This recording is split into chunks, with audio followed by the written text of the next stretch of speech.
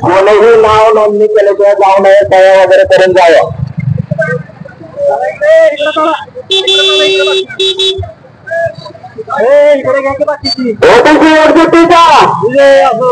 एकाच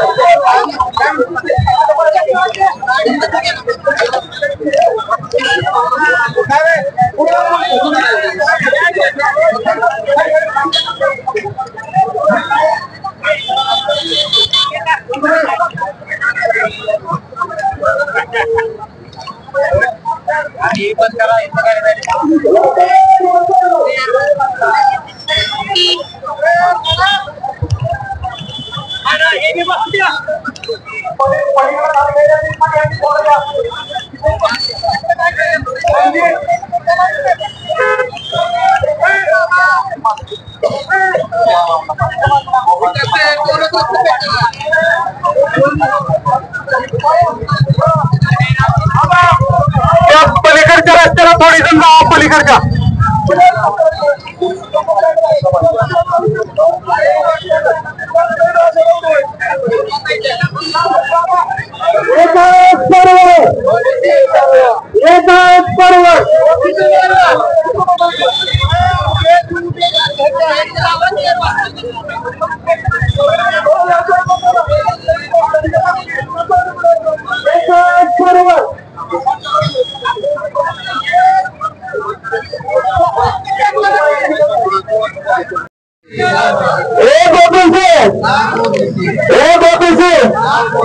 छत्रपति शिवाजी महाराज की, छत्रपति संभाजी महाराज की, छत्रपति राजे उमाजी नाटांचा लवकर लवकर, डॉक्टर बाबासाहेब आंबेडकरांचा, आमच्या स्वाभिमानांचा अभिमान. जय जिजाऊ, जय संविधान. आमच्या स्वाभिमानांचा अभिमान. सुरू करा. आज आपण इतर त्यासाठी जमलो आहोत. ओबीसी संघर्ष समिती फलटण यांच्यातर्फे सर्वप्रथम आपण ज्येष्ठ पत्रकार आढावसर, तसेच सामाजिक कार्यकर्ते राजेंद्र भागवत व तुकाराम गायकवाड यांना सर्वप्रथम श्रद्धांजली वाहून पुढील कार्यक्रम सुरू करू.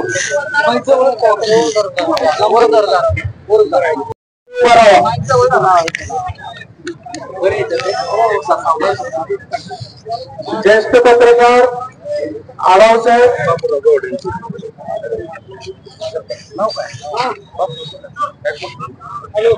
सामाजिक कार्यकर्ते राजेंद्र भागवत, तुकाराम गायकवाड, बाबूराव गावडे यांना, संदीप कटके यांना आपण व सर्वच ओबीसी समाजातील जे आपल्यात आता नाहीयेत अशा लोकांना सर्वांनाच ओबीसी संघर्ष समिती फलटण तर्फे 1-2 मिनिटं श्रद्धांजली वाहूया. सर्वांनी जागेवरती उभं राहू. ओम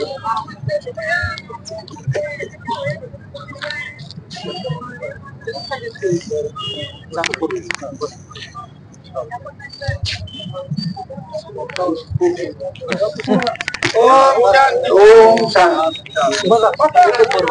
एकच परम.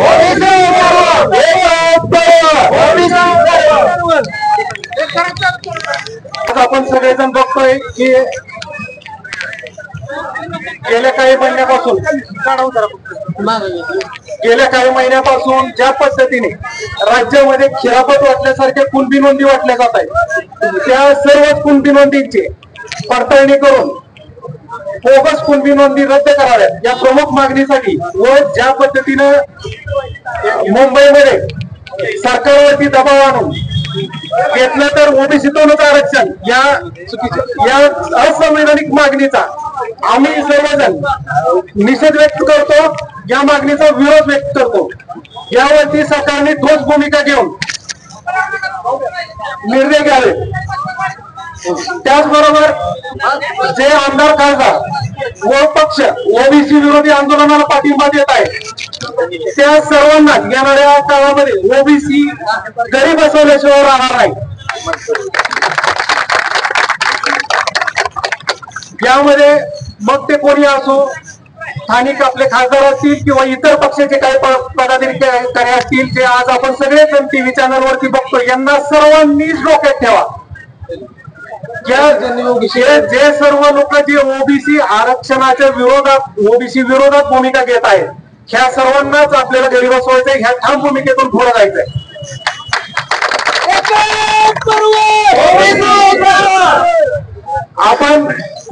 आपण सर्वच जण बघतोय की महाराष्ट्र सरकार, राज्य सरकारनं मराठा समाजासाठी वेगळं 10% आरक्षण दिलेलं आहे. त्याचबरोबर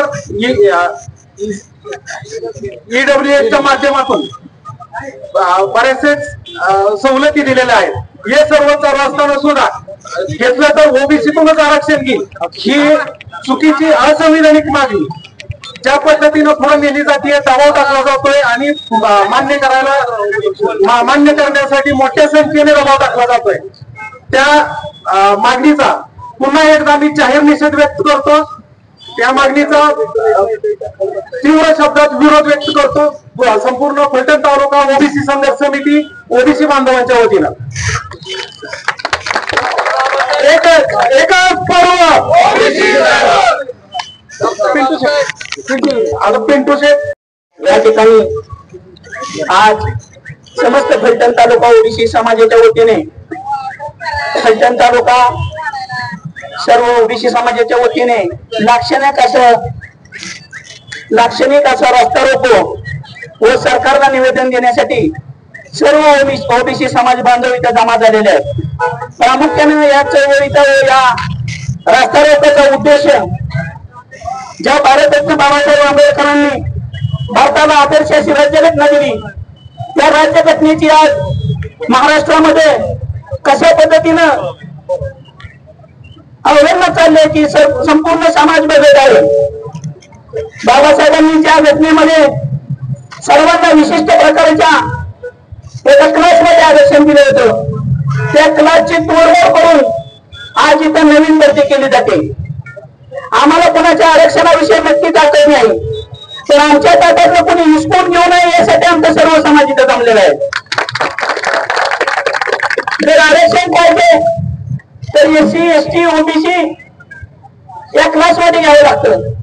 आपण त्या क्लासमध्ये बसत नाही आणि बसत नसताना घुसखोरी करणं योग्य नाही. तुम्ही नक्कीच महाराष्ट्रात मोठा भाऊ असाल, तर मोठ्या भावानं धाकल्या भावाला समजून घ्यायचं असतं, ते निश्चित तुम्ही विसरले नाही. ज्या पद्धतीनं महाराष्ट्रामध्ये झुंडशाहीचं राजकारण चाललेलं आहे, मंत्र्यांना खुलेआम शिवाय दिले जात आहेत, सामाजिक कार्यकर्त्यांवर हल्ले होत आहेत, याचा कुठेतरी विचार केला पाहिजे. आणि हे 18 पगड जातीचा डोळ्याखाली तुझाचा समाज ओबीसी सर्व कुणाला वाटत असेल महाराष्ट्रातलं एक कोटला नाही तर एक कोटला जाणार आहे आणि त्याची ठिणगी फलटणमध्ये पडलेली आहे. आम्ही कधीच कोणाचा अभ्यास केला नाही आणि कोणाच्या धमकीला तर बिनारी बाळा बोलू देण्याची जात अजिबात नाही. आजही आमच्या पाठीवर गोंगड आणि बांधलेलं बोचका आहेत. प्रत्येक समाज इथे कष्टाने कमवतो, खातो आणि बाबासाहेबांनी दिलेले रेषेत चालतो. आमच्यातल्या कुणीही आरक्षण मागितलं नाही दुसऱ्याच्यातून. धनगर समाजाची एसटीची मागणी आम्ही मोठ्या आंदोलन केली. आम्ही पण जाऊ शकतो तुझं ममतेमध्ये बाप बसलो तसं, तर आम्ही कधी कुणावर तसा अन्याय केला नाही, करणार नाही. जर तुम्हाला एवढं वाटतंय मनोज जरांगे यांना की आम्ही ओबीसीतच आहोत, तर सर्वोच्च अधिकार असणारं न्यायालय तुमच्यासाठी दरवाजे उघडे ठेवून 24 तास जागा आहे. जर न्यायालयाने तुम्हाला आरक्षण दिलं तर आमचा अजिबात कुणाची हे राहणार नाही, हरकत राहणार नाही. कारण तुम्हाला ते संविधानिक मिळालेलं असेल. पण ज्या पद्धतीनं आज तुम्ही ज्या सरकारला शिव्या देताय आणि ज्या पद्धतीने कुणाला आज इथं बोलण्यासारखे शब्द नाहीत, सगळेजण टीव्हीवर बघतायत, प्रत्येक जणाला कुणाला म्हणायचं बिकॉचोत, कुणाला काय म्हणायचं नाही, कसल्या शिवाय द्यायच्या इतक्या घाण कमरेच्या खालच्या भाषा चालू झालेल्या आहेत. माझं तर सरकारला म्हणणं आहे यांचा होऊन जाऊ द्या, ज्या सगळ्यांना राजीनामा आणि ह्याच मुद्द्यावर रिलेशन होऊन द्या. ओबीसी विरुद्ध ओबीसीच्या आरक्षणात झेंडा घ्यायचं का नाही घ्यायचं, एकदा भूमिका सरकारने स्पष्ट जाहीर करावी. सर्व पक्षाने भूमिका जाहीर केली पाहिजे. आणि मी पोलीस प्रशासनाला विनंती करतो आणि सांगतो, नक्की आपण सगळ्यांना बसलेल्यावर गुन्हे दाखल होणार आहेत. आणि जो करणार आहे त्याचं नाव मी तुम्हाला 15 दिवसाच्या चौकातलं सांगतो. कोण हे मागे असणार आहे की आज ओबीसीच्या प्रत्येक गरीब जनतेतल्या प्रत्येक माणसाला एकच काळजी वाटू लागली की जर एवढा मोठा समाज आमच्यात घुसला तर माझ्या पोरांना करायचं काय. नावी समाज असेल, शिंपी समाज असेल, माकडवाडा समाज असेल, इतर सर्व समाज असतील. आज आमच्या त्या मायक्रो एकदम अल्पशी समाज आहेत जे ओबीसीत आहेत. जर तुम्ही सगळे घुसला तर आमच्या छोट्या समाजांवर काय व्हायचंय. अजून आमचा रामोजी समाज घरातनं बाहेर पडतोय, धनगर समाज घरातनं बाहेर पडतोय. बाबासाहेबांना ज्या उद्देशानं आरक्षण दिलं होतं तो उद्देश अजून सफल झालेला दिसत नाही. आर्थिक मागासलेलं पण ओळखायचं असेल तर चला दुधबाईच्या डोंगरात बघा आमच्या धनगर समाज कसा वागतो, कसा राहतो. चला वरती रामोशी समाजांचे काय परिस्थिती आहे. आज शिंपी समाज कुठे पडलाय. ओबीसीला अजून ओबीसीच्या जाती माहित नाहीत, इतका आणि मागासलेला आहे. यानंतर 100% सांगतो आजचा हा रस्ता रोको फलटण तालुक्यात येणाऱ्या भविष्यात क्रांती असेल. जर 2 दिवसात ओबीसीच्या हक्कावरची गदा जर सरकारनं बाजूला नाही आणली तर ह्या महाराष्ट्रातलं आंदोलन ह्या फलटण तालुक्यापासून तीव्र करायची आमची क्षमता आहे आणि असणार आहे. मग त्यासाठी समाजासाठी इथं 15-15 दिवस आत बसायचं किंवा 15-15 महिने आत टाकलं तर बेहतर. पण यातला कोणच मागे सरणार नाही. जय क्रांती, जय मल्हार.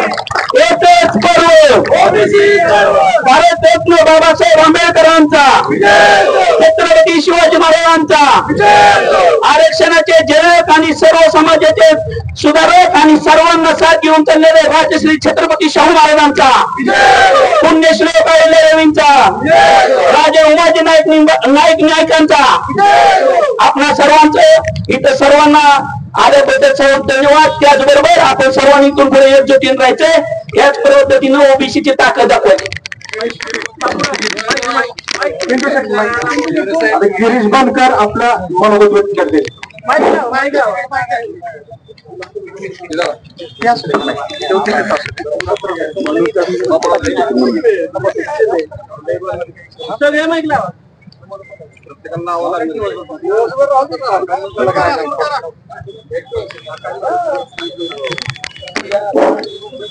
सर्वात पहिल्यांदा या संपूर्ण ज्यांनी रयतेचं स्वराज्य स्थापन केलं त्या क्षेत्रापासून बहुजनांपासून तोडण्याचा डाव ज्या जातीयवादी मानसिकतेतून आता घडतोय त्या छत्रपती शिवरायांची आपण घोषणा दिली पाहिजे. कारण त्यांनी जरी महात्मा फुले, डॉक्टर बाबासाहेब आंबेडकर, राजश्री शाहू महाराज यांना विसरला असेल आणि जय शिवराय म्हटल्यानंतर त्यांची उर्मी जागृत होत असेल तर लक्षात घ्या शिवरायांच्या मावळ्यांमध्ये सगळ्यात पहिल्यांदा बलिदान देणारे जे मावळे होते ते 18 पगड जातीतले मावळे होते ते इथं बसले. आणि या मावळ्यांनी आता ही घोषणा गरजून द्यायचे मुंबईमध्ये ऐकू गेली पाहिजे. त्या जातीयवाद्याला जे जातीयवादी विचारपीठावर तो बसला आहे त्याला ती घोषणा ऐकू गेली पाहिजे. छत्रपती शिवाजी महाराजांचा, क्रांतीसूर्य महात्मा ज्योतिबा फुल्यांचा, लोकराजा राजर्षी शाहू महाराजांचा, भारत डॉक्टर बाबासाहेब आंबेडकरांचा, अहिल्याबाई होळकरांचा, वीर उमाजी आटोंचा, गाडगे महाराजांचा. महापुरुषांची यादी खूप मोठी आहे, पण मला थोडक्यात बोलायचंय. सत्ताधारी आणि विरोधक आज ज्या पद्धतीने जातपीठावर जाऊन त्या ठिकाणी त्या आंदोलकाला पाठिंबा देत आहेत, विजारीच्या नाऱ्या दिल्या होतोपर्यंत तुम्ही पळत जाताय आणि त्या ठिकाणी त्यांना पाठिंबा द्यायचे इच्छा दाखवताय. पण एकदा त्याच जातीपीठावरून जाहीर करा की तुम्ही त्या ज्या असंवैधानिक मागणी ओबीसी आरक्षण द्यायची त्या मागणीला तुमचा पाठिंबा म्हणून त्यानंतर आम्ही तुमच्याकडे व्यवस्थित पद्धतीने बघू.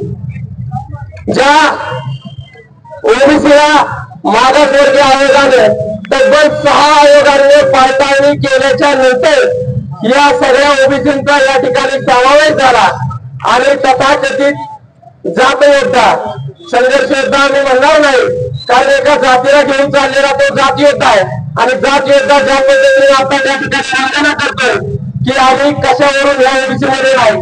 बाबा रे, तुला सुप्रीम कोर्टाने 3 वेळा फटकारलाय, तुला 6 आयोगांना फटकारलाय, त्या आयोगांना तो फाट्यावर मारतोय. आज मराठा वर्सेस ओबीसी हा वाद संपूर्ण महाराष्ट्रामध्ये पेटवत असताना इतकी सामाजिक विस्कटवतोय आणि बरोबरच आता सांस्कृतिक वेळ सुद्धा विस्कटवतोय.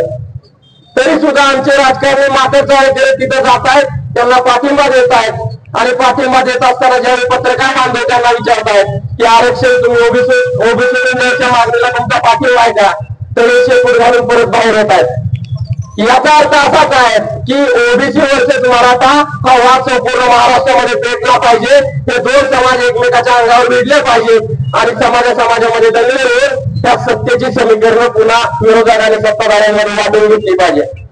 राजकारणाचा तुमचा खेळ खंडोबा करा, पण आज हा गावगाड्यातला मराठा ओबीसी भटके मुक्त सगळे एका जीवाने राहत आहेत. त्यांची सामाजिक विस्फोटून देऊ नका ही माझी प्रांजळ अपेक्षा सत्ताधाऱ्यांबरोबर विरोधकांना सुद्धा आहे. आज ज्या पद्धतीने विरोधक सुद्धा त्या ठिकाणी जाऊन पाठिंबा देत आहेत त्या विरोधकांना मला अपील करून द्यायचे की तुम्ही विरोधात असला तरी तुम्हाला निवडून देण्यामध्ये ओबीसीचं सुद्धा त्यामध्ये मतदान आहे. आज भारतामधली संपूर्ण जर बिंदू नियमावली जर बघितली, मी खरं तर व्हीपी सिंगांचा तो एक आदेश तुम्हाला त्यावेळेस आठवण करून देतो.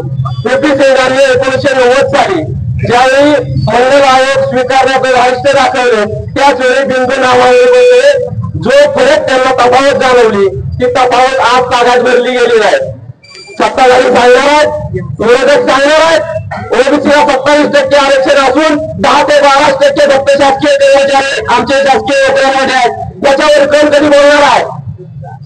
ईडब्ल्यूएस सारखं आरक्षण ह्या मागासलेल्या आर्थिक आणि सामाजिक दृष्ट्या मागासलेल्या माझ्या मराठा बांधवांना दिलेला असताना तिथून त्यांची ती सगळी पूर्तता होत असताना तुम्ही आता मिळून रिझल्ट पहा.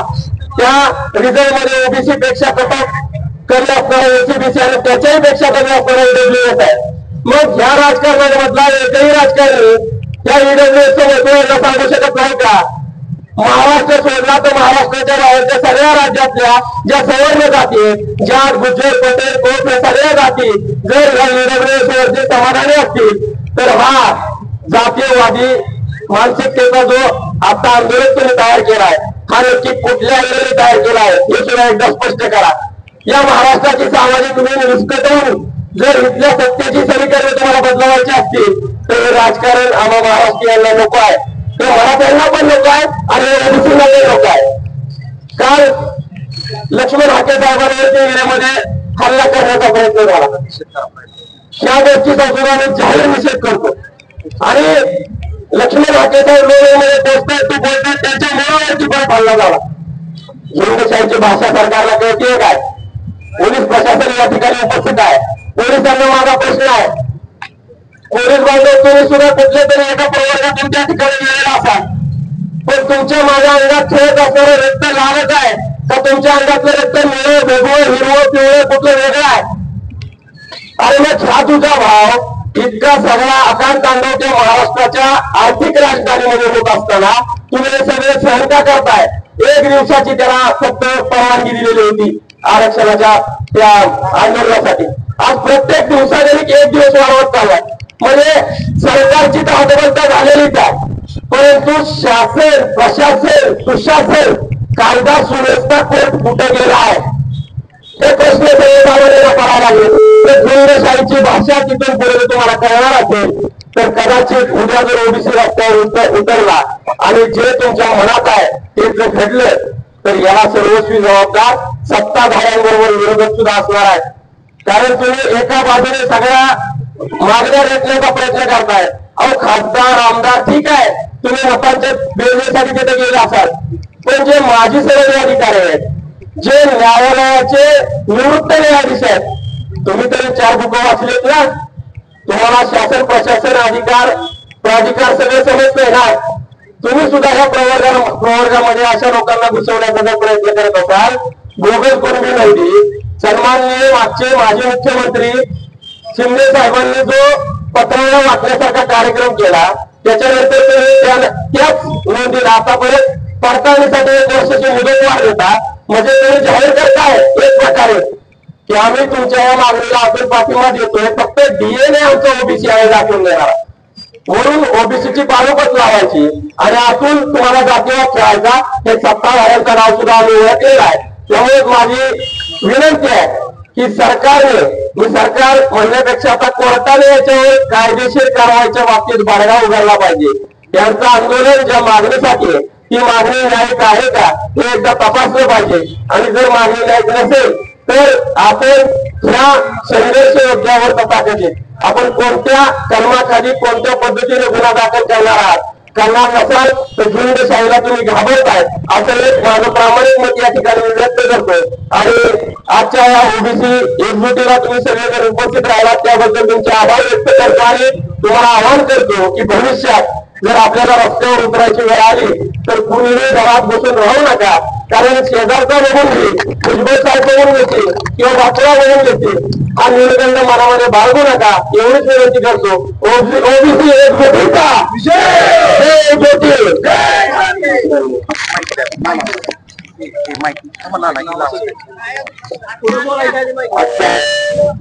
नाना गावडे आपलं मनोगत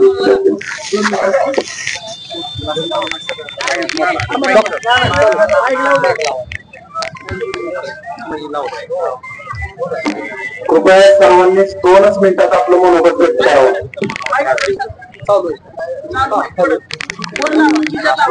थोडं प्रशासनाने सहकार्य करावं, थोडा वेळ कोणालाही त्रास देऊ नका.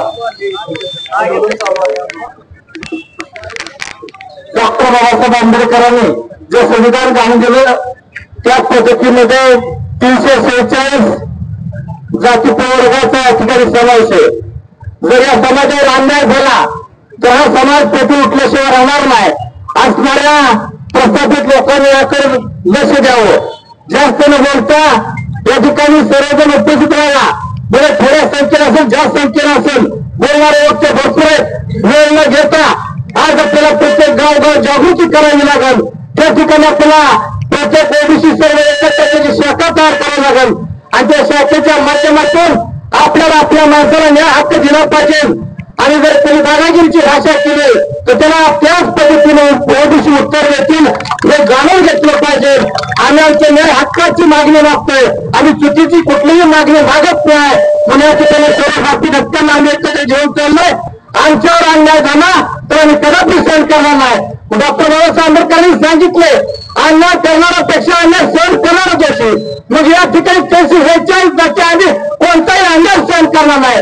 म्हणून या काळामध्ये जे तालुक्यावरून संघ आपल्या समितीतून जो आदेश येईल त्या आदेशाचं पालन करू आणि आपण सर्वजण एकमेका हातात हात घालून जोपर्यंत आपल्याला न्याय मिळत नाही तोपर्यंत रस्त्याची लढाई लढूया. एवढंच बोलतो आणि थांबतो. धन्यवाद. सर्वांना माझा जय भीम, जय ज्योती, जय क्रांती, जय शिवराय. सर्व महापुरुषांना अभिवादन करून माझे ठराविक 2-3 प्रश्न मला समाजाला आमच्या ओबीसी बांधव आणि काही मराठ्यांचे जे प्रवक्ते आजकाल न्यूजवर बोलत आहेत त्यांना विचारायचे आहे.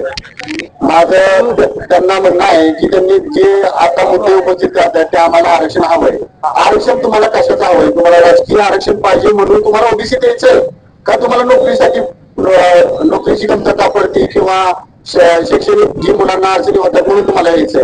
जर शैक्षणिक आणि नोकरीची जर अडचण होत असेल तर ईडब्ल्यूएस मध्ये तुम्हाला आरक्षण मिळालंच आहे. आता महाराष्ट्रातली आकडेवारी काढली तर सगळ्यात जास्त ईडब्ल्यूएस मध्ये म्हणजे सगळ्यात कमी ईडब्ल्यूएस मध्ये मेरिट लागते आणि 8.5% पेक्षा जास्त 10% आरक्षण ईडब्ल्यूएस ला मिळतंय. त्यातलं 8.5% फायदा हा मराठा समाज उतरतोय. आणि परवा दिवशी मी एका डिबेट मध्ये बघितलं की हाके साहेबांना ज्यावेळेस टार्गेट केलं गेलं होतं तर हाके साहेबांना ते बोलत होते की त्यांचं पुढचा जो प्रवक्ता होता तो बोलत होता त्यांना की त्याचं म्हणणं झाल्यानंतर हाके साहेब बोलणार होते तर मध्ये प्रत्यक्ष होतात हाके साहेब म्हणत होते मी तुमच्या म्हणणं मांडताना मी मध्ये बोललो नाही तर माझं म्हणणं मांडताना तुम्ही मध्ये बोलू नका. तर त्यांना वारंवार ते क्लिअर करून दिलं नाही आणि त्यांनी ते वैतुक त्यांनी त्यांचा आवाज म्यूट केला आणि ती डिबेट तिथे थांबली. तो एक मुद्दा मला क्लिअर करायचा होता की ते बोलत होते की मला ह्याचा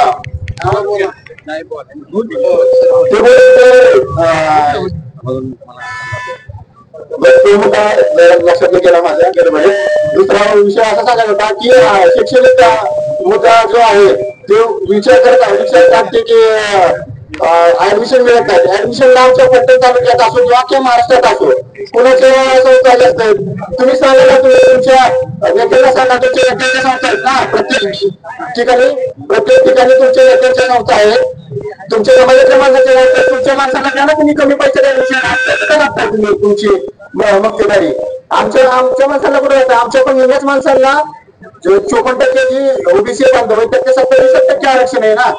तर 27% नाही पाहिजे मिळतो 27% आमची ओपनमधले मान्य करत असतात. त्यामुळे आमच्या निम्मी माणसं सुद्धा आमच्या सगळ्याच माणसांना फी माफ होत नाही ह्याचाही त्यांनी विचार करायला हवा. आणि दुसरा मुद्दा की भुजबळ साहेबांवर वारंवार टीका केली जाते. तुम्ही आमच्या भुजबळ साहेबांवर काय टीका करताय. तुमचे आहेत ना 112 आमदार 115 काही 100 वर असतील ते त्यांच्यावर तुम्ही त्यांना तुमची काय बात आमच्या मध्ये येत तुम्ही एका जातीसाठी आरक्षण मागू नका. तुमच्या क्लासमध्ये यासाठी तुम्ही ओबीसी देताय हे चुकीचं आहे. तुम्हाला त्यातलं सरकारने 10% आरक्षण दिलंय आणि शैक्षणिक आणि नोकरीचा फायदा तुम्हाला ईडब्ल्यूएस मध्ये मिळतोय. त्यामुळे तुम्ही ईडब्ल्यूएसचा मुद्दा तुम्ही ईडब्ल्यूएस मध्ये फायदा देत आहे. आणि जो मुद्दा राहिला होता थोडक्यात सांगायचा राहिला होता माझा हाके साहेबांच्या संदर्भातला ईडब्ल्यूएस वरून हाके साहेबांना टार्गेट केलं जातं समाजाला आरक्षण 3.5% मिळतं की तुम्ही सोडा आणि एसटी मधनं मागणी करताना तर ती आरक्षण सोडा आणि मग तुम्ही चर्चेत सहभागी व्हा. मग तुम्ही ईडब्ल्यूचं आरक्षण सोडणार आहे का हा माझा मुद्दा आहे.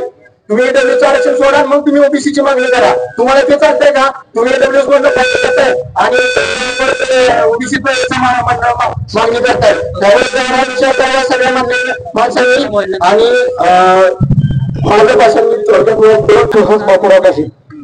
गेली 20 वर्षापेक्षा जास्त काळ मी सामाजिक क्षेत्रात आहे. मला सगळ्या कुरघोड्या कळतात. मला हे अगोदरच कळलं होतं हे एक नाही दिवस बंद होणार आहे. मला तुम्ही सांगा की तर एका जातीचे माणसं जमलेत का. एका जातीचे जण जमलेत का. आपल्या एका जातीला आरक्षण नाही कॅटेगरीला आरक्षण आहे समजून घेतलं पाहिजे. ज्या जाती होत्या त्या जातीवरती अन्याय व्हायचा त्या सगळ्यांची मूळ बांधून डॉक्टर बाबासाहेब आंबेडकरांनी संविधानामध्ये त्यांना हक्क आणि अधिकार दिले आणि त्याची कॅटेगरीचं नाव ठेवलं ओबीसी कॅटेगरी. आणि जे आरक्षण मागतायत ती एक जात आरक्षण मागते. तुम्ही मला सांगा महाराष्ट्राची रचना झाल्यापासून संयुक्त महाराष्ट्राचे मुख्यमंत्री आजपर्यंत एकाच जातीचे झाले. मला सांगा हा संविधानाचा अपमान आहे. डॉक्टर बाबासाहेब आंबेडकरांचा अपमान आहे. काय एखाद्या कॅटेगरीचा मुख्यमंत्री झाला या राज्यामध्ये हा माझा सवाल आहे. इथल्या प्रस्थापितांना एकाच जातीला तुम्ही आज डोक्यावरती घेतले. बाकीचे काही त्यांना काही डोके नाहीत का. कोरेगाव विधानसभा मतदारसंघाचे कैलासवासी शंकरराव जगताप आज बुद्धिमान माणूस त्या माणसाला सुद्धा कुजवण्यात आलं. छत्रपती शिवाजी महाराज ज्यांनी स्वराज्य निर्माण केलं त्या स्वराज्यामध्ये शिवाकाशी चिवाबाने बहेची नाईक या लोकांना योगदान दिलं. इमानीद्वारे काम केलं. आमच्या रक्तामध्ये इमान आहे. आम्ही कधी कोणाची गद्दारी केली नाही. आज सुद्धा आम्ही तुमच्याशी इमान आहोत. परंतु तुम्ही आमच्या अंगावरती पाय देताय. आम्हाला चुरगाळ काय आमची दखल घेत नाही. मुख्यमंत्री साहेब आमची दखल कोण घेणार आहे. आमचे हाल होणार आहेत. बापू आम्ही मुंबईत येऊन बसू का. तिथला नागरिक कोळी समाज त्याचे नेतृत्व करतायत राजाराम पाटील. आम्ही त्यांना हात देऊ का? आम्ही आजही संयमन आहे, संविधानानं चालतोय. पृथ्वीवर सांगितलं की आम्ही कुणाला आज आम्ही कुणाच्या आड येत नाही. तुम्ही तुमच्या संविधानाप्रमाणे घ्या, परंतु आम्ही आमच्या ताब्यात बघताय.